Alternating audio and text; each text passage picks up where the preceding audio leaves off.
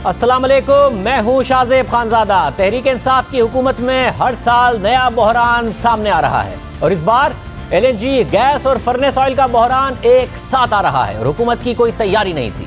ना सिर्फ गर्मियों में गैस की कमी हो चुकी है और होने जा रही है, बल्कि लोड शेडिंग में भी मजीद इजाफे का खदशा है। कराची में सनतों को गैस पहले ही बंद कर दी गई है और सीएनजी गैर मुय्यना मुद्दत के लिए बंद कर दी गई है।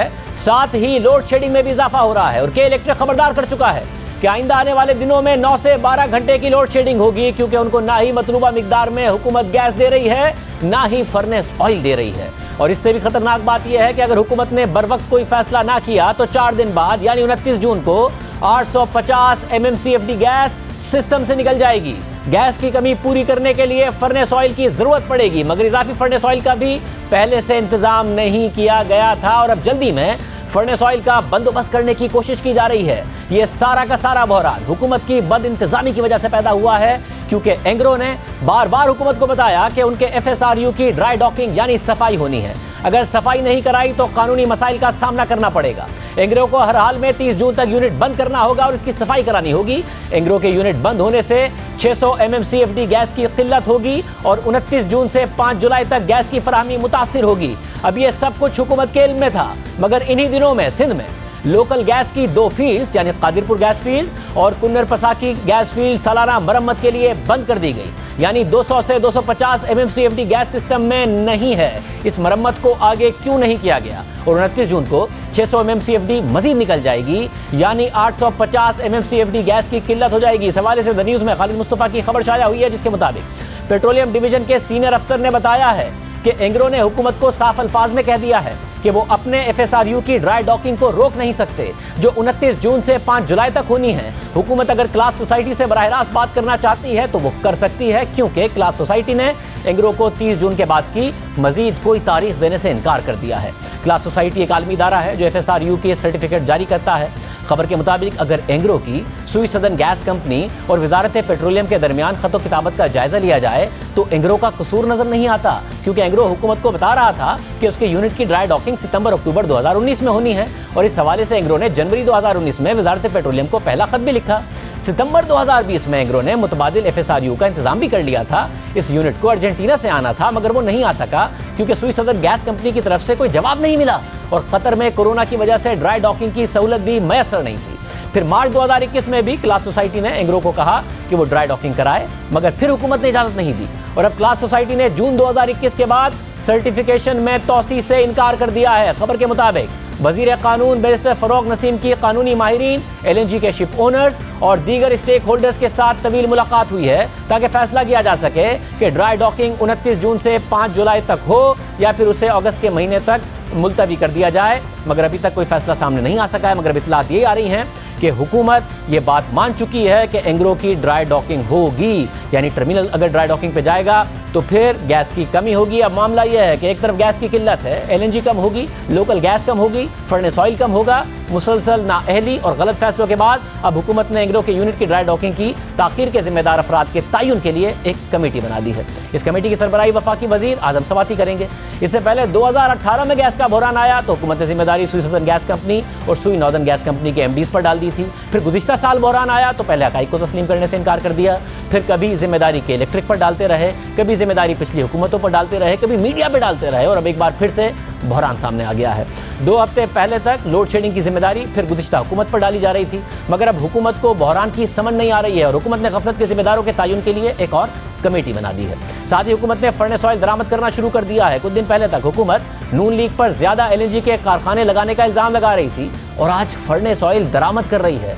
महंगी बिजली पैदा होगी, LNG के कारखाने इस्तेमाल नहीं होंगे, महंगी दरामदात होंगी। अब आपके सामने वजारत तवानाई का खत रखते हैं, जिसके मुताबिक हुकूमत ने बिजली पैदा करने वाली कंपनीज को 23 जून को फर्नेस ऑयल दरामद करने की इजाजत दी है, जबकि के इलेक्ट्रिक को भी 50,000 टन फर्नेस ऑयल दरामद करने की इजाजत दी है। और के इलेक्ट्रिक के जराए ने भी हमें बताया है कि उन्होंने 25,000 टन फर्नेस ऑयल दरामद करने का ऑर्डर भी दे दिया है, जो आखिरी वक्त में ऑर्डर करने की वजह से मार्केट रेट के मुकाबले में महंगा मिला है। याद रहे कि खुद नदीम बाबर से जब हमने गुज़िश्ता बरस ये सवाल पूछा था कि LNG का टर्मिनल खाली पड़ा है, LNG तारीख के कमतरीन रेट पर मिल रही है, तो क्यों के इलेक्ट्रिक को फर्नेस ऑयल से महंगी बिजली पैदा करनी पड़ रही है, क्यों कराची में बिजली का बहरान आया है, तो उन्होंने कहा कि जितनी गैस दी वो ना देते तो और महंगी बिजली पैदा होती, क्योंकि के इलेक्ट्रिक के फर्नेस ऑयल के प्लांट बहुत कम एफिशिएंट है।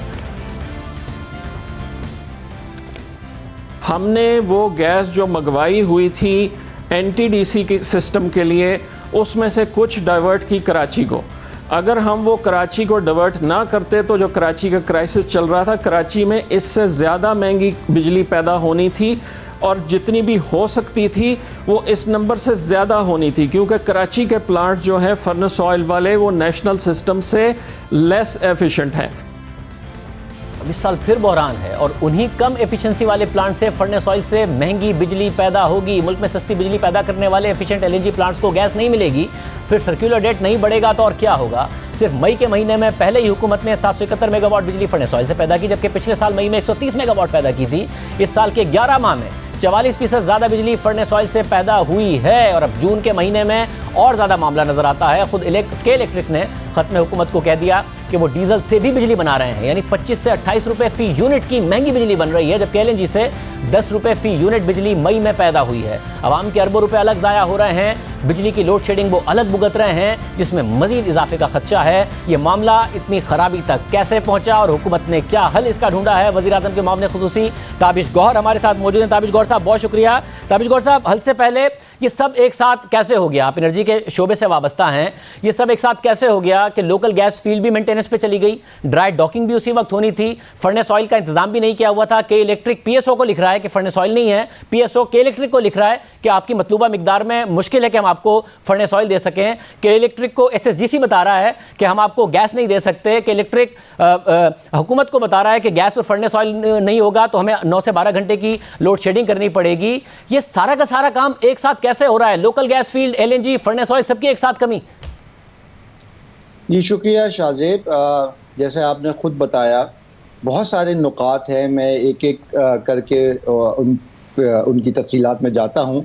जहाँ तक ड्राई डॉक का मामला है, पहला टर्मिनल एंग्रो का है, उसका एफएसआरयू जो कि तकरीबन 5 साल से चल रहा है, और पिछले साल इसकी मुरम्मत होनी थी, लेकिन कोविड के बायस उसमें ताख़ीर हुई। अब ये 30 जून को मुरम्मत के लिए जा रहा है। और दूसरा मुतबादिल जो जहाज़ है वो इंशाअल्लाह इतवार के दिन कराची के साहिल पहुंच जाएगा। 29 जून से लेके 5 जुलाई तक कुछ आर्जी कमी आएगी गैस की पैदावारी सलाहियत में, और जो एलएनजी की जो कमी आएगी वो हम पूरा करने की पूरी कोशिश कर रहे हैं, ताकि जो बिजली के सारिफीन हैं उन पे मनफी असर ना पड़े। इसमें यकीनन कोई कानूनी पेचीदगियाँ थीं, इसकी वजह से बहुत ज़्यादा गुफ्तगू रही एसएसजीसी और एंग्रो के दरमियान, लेकिन अब ये फ़ैसला हो गया है कि 29 जून से लेके 5 जुलाई तक ये एफएसआरयू का जो टर्मिनल है वो ड्राई डॉक में जाएगा। लेकिन जहाँ तक मनसूबाबंदी की बात है, दूसरा मुतबादिल जहाज़ जो है वो इस वक्त कराची की तरफ रवां दवा है और इतवार को पहुँच जाएगा। 2-3 दिन के लिए तकरीबन गैस ना होने के बराबर होगी, लेकिन उसके बाद गैस मुहैया होनी शुरू हो जाएगी, और इंशाल्लाह हम गैस लोड मैनेजमेंट के ज़रिए ये बहरान पे कम से कम अरसे में पूरा कर लेंगे उसको। मगर ताबिश गौहर साहब, इंडस्ट्री कह रही है कि कराची की इंडस्ट्री कह रही है कि जून में तो हुआ ही नहीं कि हमें गैस ना मिले। अभी तो एंग्रो का ड्राई डॉकिंग होना है, उससे पहले कराची की इंडस्ट्री की गैस बंद है। उससे पहले के इलेक्ट्रिक कह रहा है कि हमें गैस 190 MMCFD मिलनी चाहिए, मगर कम मिल रही है। उससे पहले ही और 23 जून को जो फर्नेस ऑयल का दरामद का लेटर लिखा गया, यानी कि वजारत बिजली और पेट्रोलियम को बड़ा देर से ख्याल आया है सारी की सारी सूरत हाल का। मार्च से आपको पता था कि इसको ड्राई डॉकिंग के लिए जाना है, तो आपने इंतजाम क्यों नहीं किया मुतबादिल? देखिए, जहाँ तक इलेक्ट्रिक का ताल्लुक है, उनको तवक्को के मुताबिक 150 MMCFD आज भी मिल रही है, उसमें कोई कमी नहीं आई। लेकिन अगर उसके बावजूद वहाँ पे गैर एलानिया लोड शेडिंग में इजाफा हो रहा है तो यकीनन उनको जवाब देना चाहिए। उसके साथ साथ वफाक उनको 1000 मेगावाट से ऊपर बिजली भी फराहम कर रही है। लेकिन गैस की जो कमी आई है कराची में एक आध दिनों से, उसकी बुनियादी वजह यही है कि कुनार पुसाकी डीप जो गैस फील्ड है सिंध में, जो कि 170 MMCFD गैस फराहम करती है, उसकी भी सालाना मुरम्मत होती है, और इसको तकरीबन हमने 22 महीने से उसको ज़ेर इल्तवा रखा हुआ था, उसमें ताख़ीर हो गई थी। अब OGDC ने हमको कहा कि अगर हम इसकी मुरम्मत अब नहीं करेंगे तो इसमें बहुत मसाइल आ सकते हैं, तो मजबूरन इसको भी मरम्मत के लिए इसकी इजाज़त दी। इंशाल्लाह 29 जून तक ये गैस फील्ड वापस आ जाएगी। मगर ताबिश साहब, इसमें एक मसला है। अब मसला ये है कि जो मार्च है वो बिजली की कम कंजम्पशन का महीना था, तो उस वक्त आप दोनों में से एक काम करा सकते थे, या तो कादिरपुर और कुनर पसाकी को मेंटेनेंस पर भेज देते या फिर ड्राई डॉकिंग करने देते एंग्रो को।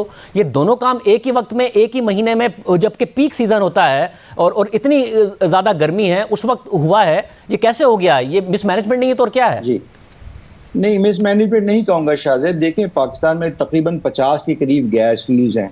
यकीनन सर्दियों के मौसम में तो हम उनको इजाज़त नहीं देते मरम्मत के काम करने की, तो चंद महीनों पे ही उनको ये सारा काम करने पड़ते हैं। 2 गैस फील्ड्स और थी। कादिरपुर की गैस फील्ड अभी मरम्मत के लिए नहीं गई है। वो ये मांग रहे थे इजाज़त हमसे, लेकिन हमने उसको ताख़ीर कर दिया है और जुलाई के आखिर में इंशाल्लाह ये जाएगी मरम्मत के लिए। इसी तरह KPK में, खैबर पख्तूनख्वा में एक गैस फील्ड है, उसकी भी मरम्मत होनी थी, उसको भी हमने आगे धकेल दिया है ताकि कम से कम उसका असर पड़े। लेकिन ये कुनार पुसाकी गैस फील्ड नागुज़ीर हो गया था क्योंकि OGDC ने बाहर से अगर ताबिश साहब नागुज़ीर था तो जो दूसरा टर्मिनल है उस पर 600 MMCFD आप कह रहे थे हमाज़र साहब की गैस आ रही है, हालांकि 750 MMCFD आ सकती है जब 17 किलोमीटर की पाइपलाइन बिछ गई है। तो कराची की इंडस्ट्री को इस क्राइसिस से आप बचा सकते थे, आप वहाँ पर LNG मंगा लेते। आपने टर्मिनल को भी नहीं पूरी तरह यूटिलाइज़ किया, दूसरा टर्मिनल यूटिलाइज़ कर लेते अगर पहला ड्राई डॉकिंग पर जा रहा है और वैसे गैस फील्ड मेंटेनेंस पर जा रही हैं।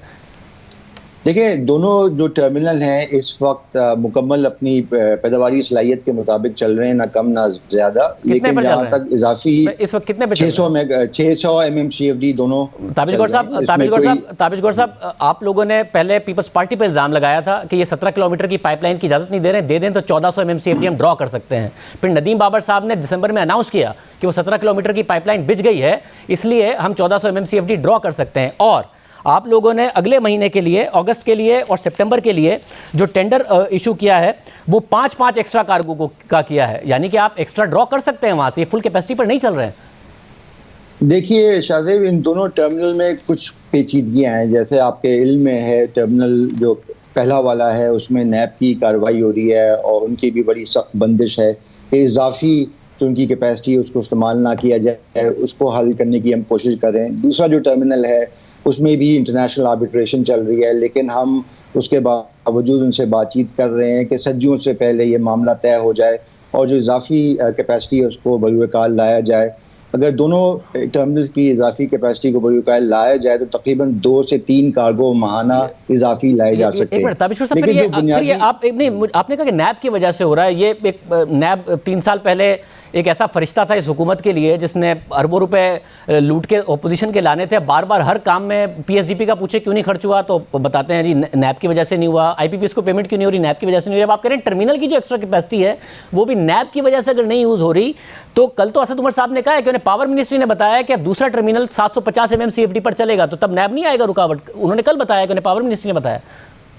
नहीं, नैब का केस दूसरे टर्मिनल में नहीं है, वहाँ पे बैनुल-अक़वामी एक आर्बिट्रेशन चल रही है, लेकिन विदाउट प्रेजुडिस हम उनसे बात कर रहे हैं कि उस इजाफी कैपेसिटी को किस तरह इस्तेमाल किया जाए ताकि जल्द अज जल्द ज़्यादा LNG हम दरामद कर सकें। लेकिन जो बुनियादी मसला हुआ तभी साहब, मगर फिर 750 MMCFD पे कैसे चल रहा होगा वो जो असद उमर साहब कह रहे हैं, और अगस्त में आप और सितंबर में कैसे वहाँ पर 5-5 एक्स्ट्रा कार्गो मंगा रहे हैं, यानी कि वो 750 पर चल रहा होगा। अगर नैब का मसला है या कोई दूसरी लिटिगेशन का मसला है तो ये कैसे चल रहा होगा? आपने एडवांस में नहीं तैयारी की, इस दफ़ा इंडस्ट्री को भुगतना पड़ रहा है तैयारी को।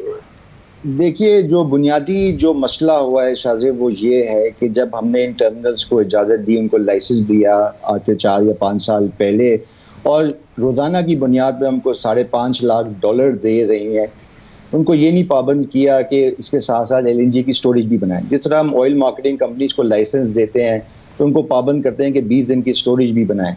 अब उस पर काम हो रहा है। इंशाल्लाह वज़ीर-ए-आज़म साहब ने ताकीद की है कि जून 2023 से पहले LNG की स्टोरेज भी आ जाए ताकि 10 से 20 दिन की कम से कम हमारे पास स्टोरेज की कैपेसिटी हो, ताकि ये ड्राई डॉक जैसे मगर ताबिश गौर साहब, ये हमेशा आप ये कहते थे स्टोरेज बनाने में कितना टाइम लगना था। इस हुकूमत को 3 साल हो गए हैं।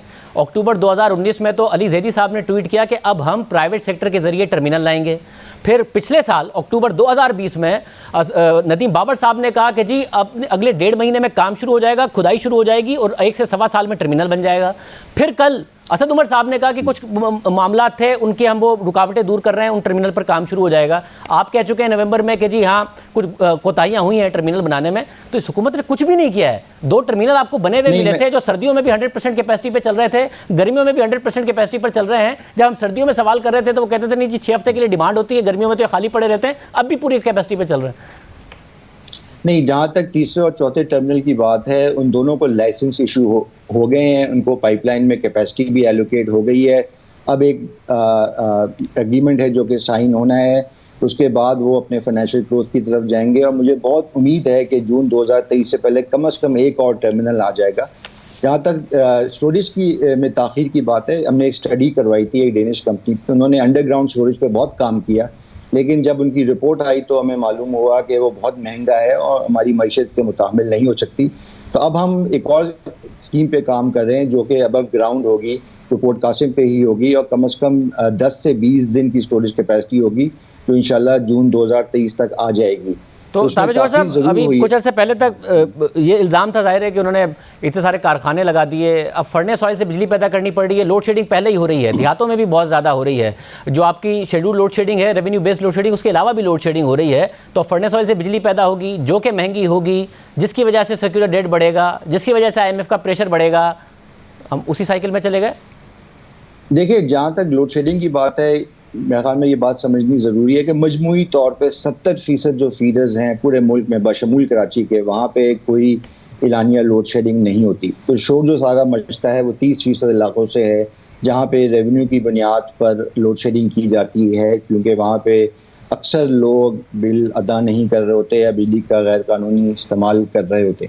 जहाँ तक फर्नेस ऑयल की बात है, यकीनन फर्नेस ऑयल इस्तेमाल हो रहा है क्योंकि मजबूरी है, लोगों को बिजली फराहम करनी है। इससे बेहतर है कि हम और गैर एलानिया लोड शेडिंग करें। हम तेल से बिजली बना रहे हैं, लेकिन इस वक्त ये भी समझना चाहिए कि बैनुल-अक़वामी तौर पे LNG की जो स्पॉट प्राइस है वो भी $12-13 हो गई है। तो LNG और फर्नेस ऑयल की कीमत में बहुत ज़्यादा फ़र्क नहीं रहा। फिर बदनसीबी है जी, और जो $12-13 है वो तकरीबन 17-18% बनती है स्लोप। जब हम सर्दियों में सवाल उठा रहे थे तो कहा जा रहा था कि सिर्फ सर्दियों के 2-3 महीने में कीमतें बढ़ती हैं, गर्मियों में ये कीमतें इतनी नीचे आएंगी, फिर देखिएगा कि आपको कतर का कॉन्ट्रैक्ट बड़ा महंगा लगेगा। अब वो 13.25% का कॉन्ट्रैक्ट है, 16-17% के स्लोप पर आपको स्पॉट पर मिल रही है, इसलिए वो कहते थे कि जी लॉन्ग टर्म कॉन्ट्रैक्ट करना ही नहीं चाहिए, मगर बाद में जाके खुद भी कतर से किया। और सब तो ये सारी की सारी चीज़ें अगर ऑब्जेक्टिवली देखी जाएँ, क्योंकि आपने बाद में इस टीम को ज्वाइन किया है, सियासत से हटके देखी जाएंगी तभी चीज़ें बेहतर होंगी। अगर हर चीज़ पिछली हुकूमत पर डालने की कोशिश की जाएंगी कोताहियाँ, तो फिर चीज़ें ठीक नहीं होंगी। देखिए शाहजेब, 70% हमारा जो LNG का परचेज है वो लॉन्ग टर्म कॉन्ट्रैक्ट के अंदर ही हो रहा है, और कतर के साथ जो 10.2% पे रिसेंटली हमने कॉन्ट्रैक्ट साइन किया है उसमें इंशाल्लाह गैस सस्ती आएगी। 30% स्पॉट जो है वो बिल्कुल बैनुल-अक़वामी एतबार से सही परसेंटेज है, उसमें ऊपर नीचे होता रहता है। आजकल गर्मियों में क्योंकि एक आध जो LNG की जो फैसिलिटीज़ हैं दुनिया में वो बंद हैं, यूरोप में डिमांड बढ़ गई है, एशिया में ख़ास तौर पे डिमांड बहुत बढ़ गई है, इसकी वजह से स्पॉट कार्गो इस वक्त महंगे हैं। लेकिन हमने जो पेशन गोई देखी है मुख्तलिफ माहिरीन की, लोग कह रहे हैं कि ये कीमत गिर के $8-8.5 हो जाएगी। इसी तरह जो खाम तेल है, क्रूड ऑयल, उसकी कीमत भी $75 है। तवक्को की जा रही है कि ये उम्मीद करते हैं ऐसा ही हो, मगर अभी आने वाले दिनों में कितनी लोड शेडिंग अब हम एक्सपेक्ट करें अगले 1-1.5 हफ्ते के लिए, जब ये ड्राई डॉकिंग के लिए जाएगा? और ये फैसला हो गया है कि ड्राई डॉकिंग के लिए जाएगा, ये फैसला हो चुका है कि हुकूमत जी, ये फैसला हो गया है, ये नागुज़ीर है और ये ज़रूरी भी है, क्योंकि अगर ड्राई डॉकिंग की इजाज़त ना दी तो ये मशीन ख़राब भी हो सकती है और ज़्यादा बुरान का सामना करना पड़ जाएगा तवानाई के शोबे को। जहाँ तक लोड शेडिंग की बात है, हमने बिल्कुल प्लानिंग कर ली है। थोड़ी बहुत गैस की कटौती ज़रूर होगी CNG सेक्टर को और चंद सनती सारिफिन को। घरेलू सारिफिन को इंशाल्लाह ना गैस की कमी का सामना करना पड़ेगा, ना ही बिजली का 29 जून से 5 जुलाई तक। उम्मीद करते हैं ऐसा ही हो। ताबिश गौहर साहब हमारे साथ मौजूद थे, आपने सुना हुकूमत का मौका। प्रोग्राम में ब्रेक शामिल करते हैं और आपको बात करेंगे ब्रेक के बाद।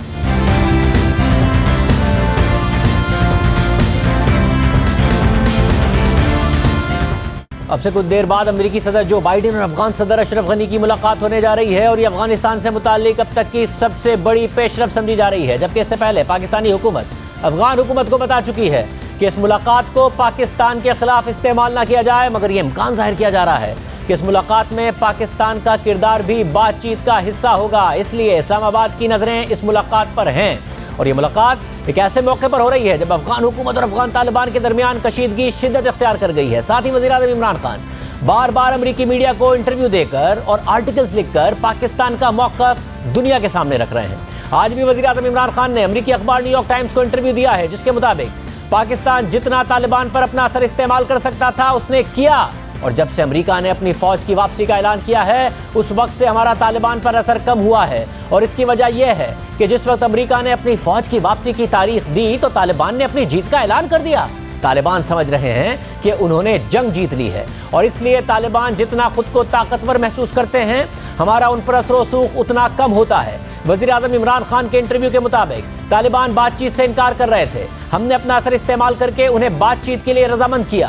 पहले अमेरिका के साथ बातचीत के लिए रजामंद किया और फिर ये हम ही थे जिन्होंने सख्ती के साथ इस मामले पर तालिबान पर जोर दिया और दबाव डाला कि वो अफगान हुकूमत के साथ बात करें। हमने इस हद तक किरदार अदा किया है। वज़ीर आज़म इमरान खान के इंटरव्यू के मुताबिक पाकिस्तान तालिबान पर यह जोर देता रहा है कि उन्हें फौजी फतह के लिए आगे नहीं बढ़ना चाहिए, क्योंकि ये होने नहीं जा रहा। क्योंकि अगर तालिबान मुकम्मल तौर पर फौजी कब्जे की तरफ बढ़ते हैं तो इसका मतलब है कि तवील मुद्दती खाना जंगी होगी, जिसमें अफगानिस्तान के बाद सबसे ज़्यादा पाकिस्तान मुतासिर होगा। वज़ीर आज़म इमरान खान के इंटरव्यू के मुताबिक ये बदकिस्मती की बात है कि अफगान हुकूमत अब भी ये महसूस कर रही है कि पाकिस्तान इस मामले में ज़्यादा किरदार अदा कर सकता था। अफगान हुकूमत कई साल गुजर जाने के बावजूद किसी भी हल की तरफ नहीं जा सकी और इस नाकामी का इल्ज़ाम हम पर डालना हमारे लिए बहुत मायूस कुन है। वज़ीर आज़म इमरान खान के इंटरव्यू के मुताबिक मैं यकीन दिलाता हूँ कि हम तालिबान के खिलाफ मिलिट्री एक्शन के अलावा सब कुछ करेंगे। हमारे मुआशरे के हर तबके ने यह फैसला कर लिया है कि पाकिस्तान कोई मिलिट्री एक्शन नहीं लेगा। हमने अपनी सरहद की 90% फेंसिंग कर ली है और अगर तालिबान अफगानिस्तान पर फौजी कब्जे की कोशिश करते हैं तो हम अपनी सरहद सील कर देंगे, क्योंकि हम अब ऐसा कर सकते हैं। जब वज़ीर आज़म से सवाल किया गया कि अगर तालिबान ने अफगानिस्तान पर कब्जा किया तो पाकिस्तान क्या उन्हें तस्लीम करेगा, तो वज़ीर आज़म ने जवाब दिया कि पाकिस्तान अफगानिस्तान में सिर्फ उस हुकूमत को तस्लीम करेगा जिस हुकूमत को अफगानिस्तान के लोग मुंतखब करेंगे, चाहे वो जिसकी भी हुकूमत हो। इस पूरे मामले पर बात करेंगे साबिक वज़ीर ख़ारजा हिना रब्बानी खर साहिबा हमारे साथ मौजूद है। हिना रब्बानी खर साहिबा, बहुत शुक्रिया। खर साहिबा, जब आप वज़ीर ख़ारजा थी तो उस वक्त आपने भी अफगानिस्तान के दौरे किए। पाकिस्तान पर इल्ज़ाम था कि जी पाकिस्तान किसी एक तरफ सपोर्ट करता है, तो आप नॉर्दर्न अलायंस से भी आपने मुलाकातें की कि जी पाकिस्तान अफगानिस्तान में किसी एक पार्टी को सपोर्ट नहीं करता। आपने बड़े करीब से ये मामला देखे हैं। अब जो कुछ हो रहा है, अफगान सदर वहाँ मिल रहे हैं, नॉर्दर्न अलायंस से खुद अफगान हुकूमत कह रही है कि जी तालिबान के खिलाफ इकट्ठी हो जाएँ, पाकिस्तान के खिलाफ भी बयानात वो दे रहे हैं, पाकिस्तान के वज़ीर आज़म दुनिया के सामने पाकिस्तान का मौक़िफ़ रख रहे हैं। आपको लग रहा है कि सूरत हाल बहुत खराबी की तरफ जा रही है? देखिए, strategically Shahzeb it's very very important. Pakistan ने अगर अफगानिस्तान अपने लेसन लर्न कर रहा, पाकिस्तान के पास ऑप्शन नहीं है। Pakistan must learn its lesson from history. हमारे पास 30 साल पहले भी faced almost an identical situation. सबसे पहले पाकिस्तान की प्राइमरी रिस्पॉन्सिबिलिटी है to safeguard its own interest, to safeguard its own territorial boundaries और अपने सिविलियंस, फौजी, पुलिसमैन, बच्चों को सेफगार्ड करना। इसका मतलब है कि जो स्पिल ओवर वहाँ के केओस से, वहाँ की सिविल वॉर से 2600 किलोमीटर्स का हमारा बॉर्डर है, पाकिस्तान के अंदर आता है। We have to be equipped and now we are equipped. We have the technology to be equipped, we have the hardware to be equipped, we have the fence. हमारे पास एक बहुत बड़ी स्ट्रेटेजिक एडवांटेज है। दिस, अगर मैं इस पर गवर्नमेंट में हूँ या गवर्नमेंट को अगर हम सजेस्ट कर सकें, ये आपकी पहली अवलीन तरजीह है, क्योंकि ये आपके हाथ में है। अफगानिस्तान में जो होगा वो शायद आपके हाथ में नहीं है। Having said that, दूसरी तरफ आई थिंक इसलिए मुझे बहुत ताजुब हुआ जब हमने अलकायदा के लीडर उसामा बिन लादेन को कहना कि जी वो मार्टिर हैं। पहले प्राइम मिनिस्टर ने कहा, फिर फॉरेन मिनिस्टर ने कहा कि मैं ये नहीं कह सकता कि वो हैं कि नहीं है। मुझे इस पे इसलिए बहुत ज़्यादा लेट्स से कि पॉलिसी डिवर्जेंस है मेरी और उनकी इस बात पे, क्योंकि इस वक्त पाकिस्तान को क्लैरिटी होनी चाहिए कि पाकिस्तान किस तरफ खड़ा हुआ है। और कोई भी एंटिटी जो पाकिस्तान की हदूद के अंदर या पाकिस्तान के बाहर वायलेंस को इस्तेमाल करती है for any objective which we may want to justify, right, वो एक वायलेंट टेररिस्ट ऑर्गेनाइजेशन है और उसको हम सिर्फ और सिर्फ कंडेम कह सकते हैं। और उसके किसी भी इंसान जो उससे मुंसलिक है उसको हम टेररिस्ट के अलावा कुछ और नहीं कह सकते। इस क्लैरिटी के साथ जब पाकिस्तान अपनी हदूद को भी सेफगार्ड कर ले, और फिर इस क्लैरिटी के साथ अमेरिका के साथ जो इंटेंसिव डायलॉग हमें इस वक्त करना चाहिए, unfortunately I don't see the Biden administration coming fourth and wanting to do that very intensive dialogue, which is the need of the hour. However, Pakistan's messaging should be consistent, and Pakistan at no point must be seen to be the spokesperson of the Taliban. इसमें ये कहा जाता है कि हम उनके लेकिन बहुत सारी जगहों पे आपके अव्वलीन policy makers are seen to be defenders of Taliban's actions. देखें, वो अवाम सिटीजन्स हैं, उनका पाकिस्तान से ताल्लुक नहीं होना चाहिए, ना है, और हमें ये बिल्कुल क्लैरिटी से बताना चाहिए। और इसमें कहने में कोई गलत बात नहीं है कि हाँ, हम मिलिटरीली उनके खिलाफ एक्शन इसलिए नहीं ले सकते क्योंकि हम अपने आप को नहीं फर्दर डैमेज कर सकते, लेकिन उनकी डिमांड्स को अपने ऊपर मुंसलिक करना I think will be a mistake. मेरे नज़र में हमने ये जो तालिबान का सारा डायलॉग प्रोसेस मैनेज किया, उसमें हम कुछ ज़्यादा ही दुनिया को शायद कह गया है कि हम मैनेज कर लेंगे, या हमने commitments on behalf of the Taliban कभी भी नहीं देनी चाहिए। आई मीन हमने इस हिस्ट्री से ये सीखा हुआ है कि वो जैसे ही वो एक ऐसे असर के जगह पे आते हैं तो वो पाकिस्तान के कहने में तो नहीं रहते, ना वो शायद पाकिस्तान के कहने में पहले थे। So I think we have to have a lot of clarity and crystal clear approach to this chaos that is happening on the other side. मगर खट्टर साहब, जो वज़ीर आज़म ने हालिया इंटरव्यू में बात की है, उन्होंने कहा कि हम जितना असर सूख इस्तेमाल कर सकते थे तालिबान पर हमने किया, उनके अफगान हुकूमत से मुज़ाकरात के लिए भी हमने किया, मगर जैसे ही अमेरिका ने अचानक यह अनाउंस कर दिया कि वो अफगानिस्तान से अपनी फ़ौजें निकाल रहा है, तो हमारा असर सूख ख़त्म हो गया, क्योंकि तालिबान को लगा कि उनकी जीत हो गई है, उन्हें ताकत का एहसास हो गया। तो यानी कि जो अमेरिका ने स्टेप लिया उसकी वजह से सारे के सारे मामला ख़राब हुए, ना वो विड्रॉल अनाउंस करते, ना एग्जिट अनाउंस करते, ना वो असर सूख ख़त्म होता और ना ही डायलॉग इतनी बुरी तरीके से मुतासिर होते। It's a rushed, unplanned withdrawal. इसके ramifications, repercussions, unfortunately अमेरिका पे तो देर से जाएंगे, बट पाकिस्तान पे बहुत जल्दी आएंगे। और अमेरिका ने एक टिपिकल सुपर पावरली हरकत की है कि अपने इंटरेस्ट को प्रिजर्व करते हुए, अपनी पॉलिसी डायरेक्शन देखते हुए, ये देखते हुए कि उनके लोग अब इस जंग से तंग आ गए, ये देखते हुए कि मिलिटरीली वो जो मर्जी और कर लें, ये जंग उनसे जितनी जहां पर इससे ज्यादा नहीं जीत सकते थे, सो टू स्पीक। और ये देखते हुए कि Afghan forces, by Afghan forces I mean Afghan political forces also, are not willing to come around to a negotiated solution. देखें, तालिबान का जरूर कसूर है, बट जो इस वक्त हुकूमत में बैठे हुए हैं, आप उनका अगर देखें तो मुझे फॉर इंस्टेंस कोट हुआ कि वो एक दिन की खातिर अफगानिस्तान के शायद 50 साल कई लोग दे दें, राइट? तो वो कहते हैं ना कि आपके unintended consequences of the decisions you make और refuse to make are far reaching on the nation's history और a nation's future. So I think इसमें यकीनन ये कहना कि अमेरिका का गलती नहीं, अमेरिका का जो विड्रॉल पूरा प्रोसेस रहा है, या जो अनाउंसमेंट और उसमें वो जो तेजी और जो उसमें लैक ऑफ प्रिपेयर्डनेस और just leaving Afghanistan to its own devices. Yes, we are all for foreign troops leaving Afghanistan, but it has to be through a systematic manner, through a, I mean, हमें confidence में लेना, हमारी राय लेना. Pakistan is again going to go away from this feeling used and abused, and that's not good for the US in this region. और ये क्यों किया होगा? निकलना उन्हें था, मगर ये अचानक से इस खित्ते से निकलना। मैं बताऊं Shahzeb, I think again, unfortunately, a greater game is being played in this region. Because this was US का obsession with China is not unknown to any one of us, right? And in their obsession with containment of China, the Indo-China theater is right in front of them. और उनको इसने यहाँ से निकलना उनको इसलिए शायद बहुत rushed है और जल्दी में है, क्योंकि उनका तमाम का तमाम फोकस और वो सोच रहे हैं उनकी एनर्जीज, उनकी मिलिट्री की एनर्जीज, उनकी मिलिट्री के रिसोर्सेज वो सिर्फ और सिर्फ एक जगह पे खर्च करना चाहते हैं। बहुत शुक्रिया। साबिक वज़ीर ख़ारजा इनारा बानी खर साहब हमारे साथ मौजूद थी। प्रोग्राम में ब्रेक शामिल करते हैं, कोरोना पर बात करेंगे।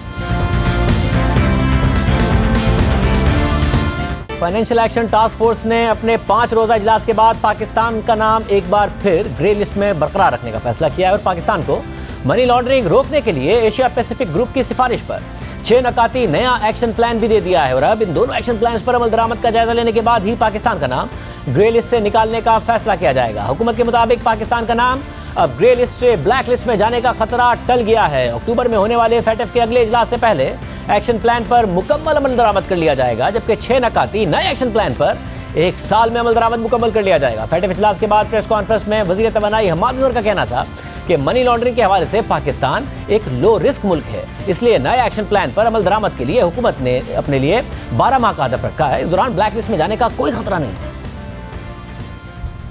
एक हमारा 27 निकाती एक्शन प्लान है जिसमें से हम 26 निकात को मुकम्मल कर चुके हैं, और दूसरा हमारा एक MER है, यानी कि उसके अंदर 40 निकात थे और इन 2 साल में अब हम 31 में कंप्लाइंट हैं 40 में से। 27 में से जो 26 निकात हैं इसमें एक नुक्ता रह गया है। अगला जब भी 3-4 महीने बाद सेशन होएगा हमारा टारगेट होएगा कि हम इस पे मुकम्मल करें। जो दूसरे वाला एक्शन प्लान हमें आज मिला है 7 निकाती, वो मनी लॉन्ड्रिंग पे फोकस्ड है। वो कदरे लेस चैलेंजिंग है क्योंकि मनी लॉन्ड्रिंग में हम लो रिस्क है। और ये जो नया एक्शन प्लान 7 निकाती मिला है, अमूमन मुल्क 2 साल लेते हैं इसको मुकम्मल करने में, हम 12 माह में इसको इंशाल्लाह ताला मुकम्मल कर लेंगे। ग्रे लिस्ट से निकलने के लिए हमें अब जरूरी है कि हम दोनों एक्शन प्लान जो हैं उनको मुकम्मल करें। ब्लैक लिस्टिंग का कोई खतरा मौजूद नहीं है और अब बहस इसी बात पे हो रही है कि ग्रे से हमने व्हाइट लिस्ट में कब जाना है।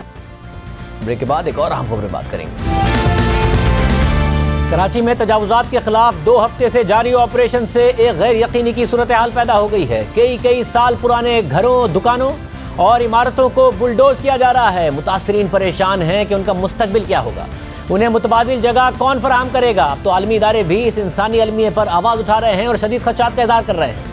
अक़वाम मुत्तहिदा से वाबस्ता इंसानी हुकूक के माहिरीन ने आज पाकिस्तान से मुतालबा किया है कि गुज्जर नाला और औरंगी नाले के करीब रहने वाले 1 लाख अफराद को घरों से बेदखल करने का अमल रोका जाए। अक़वाम मुत्तहिदा के माहिरीन का कहना है कि ये इक़दाम शहरी इंतज़ामिया की जानिब से मुतासरा रिहायशियों से मुनासिब मुशावरत और उनकी आबादकारी के प्लान के बगैर और नाकाफ़ी मुआवजे के साथ अंजाम दिए जा रहे हैं। इसी तरह इस बड़े ऑपरेशन की कानूनी बुनियाद और मुतासरीन को नुकसानात की तलाफी के लिए दस्तयाब ज़राए भी गैर वाज़ेह हैं, और जो वाज़ेह है वो मुतासरा आबादी पर इसके खौफनाक असरात हैं, जिससे कोरोना की वबा के दरमियान में कई गरीब खानदान सड़कों पर आ जाएंगे। इस वक्त सूरत हाल ये है कि मुतासरीन लीज के पेपर्स, सरकारी महकमों के इजाज़तनामे और दीगर दस्तावेजात हाथों में लिए फिर रहे हैं, मगर कोई उनकी बात सुनने को तैयार नहीं। मुतासरीन का कहना है कि सुप्रीम कोर्ट ने भी उन्हें नहीं सुना। आज भी अदालती हुक्म पर कराची के इलाके जमशेद टाउन में बरसाती नाले पर कायम तजावुजात के खिलाफ ऑपरेशन हुआ और नाले के ऊपर बनाई गई तामीरात को मस्मार कर दिया गया। एंटी इंक्रोचमेंट हुक्काम का मौक़िफ़ है कि ये इमारतें नाले के ऊपर और रेलवे लाइन के साथ तामीर की गई थी। PCHS ब्लॉक 6 में तजावुजात के खिलाफ ऑपरेशन के दौरान रिहायशियों ने एंटी इंक्रोचमेंट के अमले पर हमला किया, जिससे 3 पुलिस एहलकार और 2 मकामी अफराद जख्मी हुए। और दूसरी जानिब एतराज़ सामने आ रहा है कि कराची में तजावुजात पर कायम घरों, दुकानों और इमारतों को गिराया जा रहा है, मगर प्राइवेट सोसाइटीज़ को रेगुलराइज किया जा रहा है। इजाज़त, अल्लाह।